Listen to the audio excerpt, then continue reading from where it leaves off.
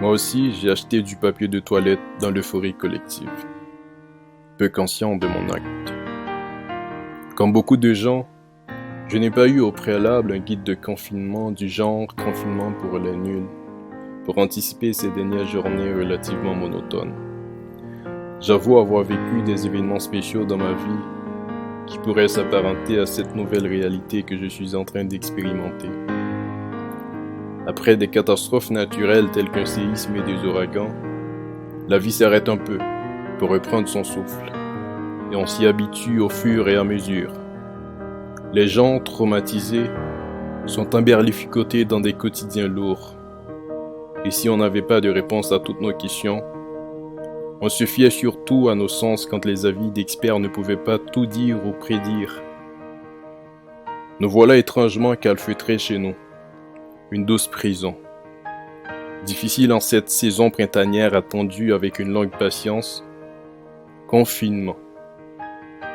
Ce mot résonne dans tous les tympans. Il défraie la chronique partout sur le globe et se traduit dans toutes les langues.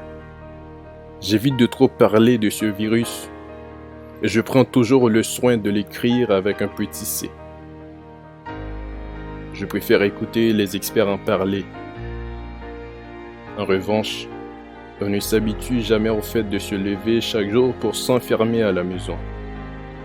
Cependant, c'est par ce moindre geste qu'on puisse contribuer à la solution si on n'a pas de qualification spéciale qui pourrait nécessairement aider dans cette crise. D'emblée, je dois dire que je suis un privilégié par rapport aux plus vulnérables, sans vouloir tomber dans une espèce de narcissisme sous couvert de générosité en pleine crise. Je reconnais le fait que je dispose de certaines ressources me permettant de ne pas sombrer dans l'ennui absolu. J'ai une connexion d'internet et de l'électricité 24/24. J'ai les informations utiles. Je suis les points de presse des différents gouvernements. C'en est une chance. Même si je n'ai pas de revenus pour le moment, je peux dire que je vais bien. Mais comment aller bien quand on reçoit des nouvelles de milliers de gens qui meurent à chaque jour? Comment aller bien quand on ignore quand cela va s'arrêter?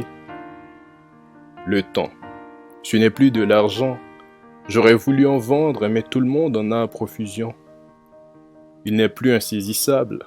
Il nous touche en pleine face, par sa présence indéniable. Et on s'en moque, car il peut être lassant parce que trop long. Je perds la notion du temps, vous dis-je, ne sachant plus quel jour il est parfois, car cela m'importe peu. Je ne pensais pas que le bruit du métro pourrait autant me manquer. En revanche, ce confinement me permet de souffler sur des livres poussiéreux sur mes petites étagères, de reprendre des lectures presque expirées parce que trop reportées, de converser avec des auteurs controversés. La stratégie du choc, le capitalisme du désastre de Naomi Klein qu'une amie m'avait passé par exemple.